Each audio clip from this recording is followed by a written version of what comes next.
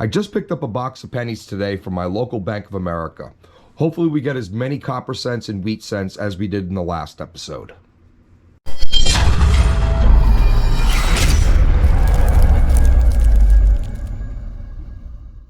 Hey everyone, welcome back to my channel. I'm your host, Scrap to Cast. Today we're going to continue with my Coin Roll Hunting Pennies series with episode number 6.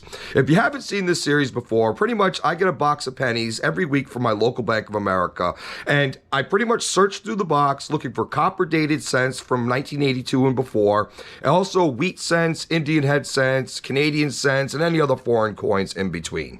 So here's the box right here. It's circulated cents. You can tell by the bottoms. There's a lot of copper showing through here. Hopefully it's got a lot of copper in this box. So one of my subscribers had mentioned that I should use a putty knife to open this box because I could reuse the box and put the zinc cents in it that I'm not going to keep. Unfortunately, I don't have a putty knife on hand, so let's go ahead and tear this open. This one actually seemed a little bit easier, but I actually do have my knife today. So there we go. That wasn't that bad. Okay, I don't see any wheat cent enders on this side, but all that matters is what's inside the rolls. How I'm going to be doing this is I'm going to search the rolls, each and every one of them off camera. If I find a wheat cent, I will go ahead and show you where I found it in the roll, tell you what roll number it is, and so forth. We'll stick it under the scope here, and then we'll show you on the screen what the wheat cent looks like. This way here, you can actually see the details of it instead of, a blurry image through the camera, because this camera is not very good with close-ups. So please bear with me. We'll start off with roll number 1, and we'll bring it back if we find anything. Roll number 5, wheat cent number 1 is a 1950 Denver. Roll number 7, wheat cent number 2 is a 1946 Philadelphia. Same roll, wheat cent number 3 is a 1956 Denver. Roll 14, wheat cent number 4. And this one's pretty worn. I'm hoping it's an early date one. And then it is, 1926 Philadelphia. Definitely circulated for a while. Pretty worn on the front. Backside definitely worn. The wheat ears, it pretty much filled in on both sides. But anyways, that's a good find. That's the oldest one we've got so far. Roll 18, wheat cent number 5, and it's got a lot of damage on the back.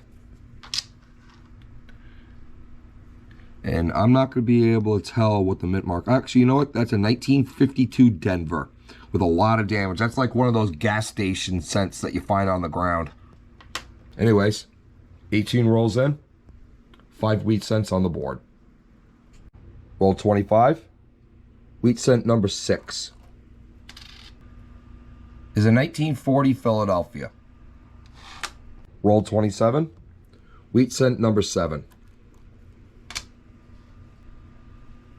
Is a 1946 Philadelphia.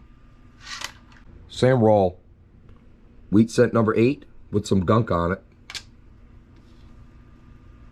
Is a 1950 Philadelphia.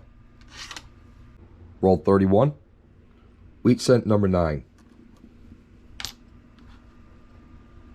Is a 1951 Philadelphia. Roll 35, wheat cent number 10. Is a 1957 Philadelphia. Roll 36, wheat cent number 11. Is another 1957 Philadelphia. Roll number 40, wheat cent number 12. It's got a bit of corrosion on the back. Is a 1940 Philadelphia. Same roll, wheat cent number 13 is a 1945 Philadelphia. Roll 41, wheat cent number 14 is a 1941 Philadelphia. Roll 42, wheat cent number 15. And that's a 1936 Philadelphia. Not sure if I need that one for the album, but we'll check it at the very end of the video. Roll 48, wheat cent number 16 is a 1944 Philadelphia. Okay, everyone, that box has been hunted through completely, and here's what the board looks like. we actually had a bunch of finds here. We ended up with 8 Canadian cents, 7 different dates, 5 really nice copper cents that I'm going to check against the album, see if they upgrade or there are any additions. We had a total of 16 wheat cents. The oldest one was 1926, and the second oldest one was 1936. And then we also had one 1969 San Francisco. And my boss actually needs this penny here in order to complete his album, so I will be setting that aside for him. And I did check it for the DDO variety, and it is not. So what we're going to do next, we're also going to go ahead and check all the 1972s that we set aside for the DDO varieties on the scope. We're going to weigh all of the 1982s on my scale. We'll set aside the copper ones and put it inside the copper bowl. And then we'll take the zinc ones and we'll stick it inside the zinc bin here because these are all going back to the bank, or a different bank rather. So please bear with me. Let me go ahead and check these. We'll weigh these, and then I'm going to check all of the finds against the album and see what we're going to get for additions and for upgrades. Okay, everyone, we checked over all of the cents, and here's the breakdown. We checked all the 82s on the scale, put all the copper ones inside the bowl here. We put all the zinc ones inside the bin here. I checked all the 1972s for the DDO varieties. There were none whatsoever, so we added those to the copper bowl as well. As far as the additions and the upgrades, we had a total of 7 additions and 1 upgrade. And here's the breakdown. As far as additions, we added 1926, 36, 50D, 51, 63, 70, and 72D. And as far as the 1 upgrade we're going to do, 1960 large date variety. The 1960 large date variety I have in the book here has a big black thumbprint on the obverse of the coin. So I'll be really happy to get that one out of the album and put this one in its place. So please bear with me. Let me go ahead and make the additions to the album and do the 1 upgrade, and then we'll bring it back and show you the pages. Okay, everyone, we plugged all the coins inside the album, and before I show you the album, I just wanted to mention that we ended up with 3 pounds, 8.2 ounces of copper cents, which equates to 1.594 kilos. So at the end of the video, we'll go ahead and dump these inside my copper bucket. And here's what the album looks like. We still only have 2 cents on the first page. We added the 1926 to the second page. We added the 1936 to the third page. There were no other additions on this page here other than the 36. We added the 1950 Denver, and we added the 1951 on this page.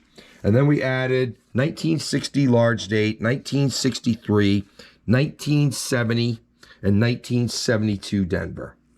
And that's pretty much it. These other cents here, I'm cherry picking for the best looking ones because I don't want to have to keep pulling them out of the album as I get upgrades, because you will wear out the holes and then all the coins are going to start moving around in the album.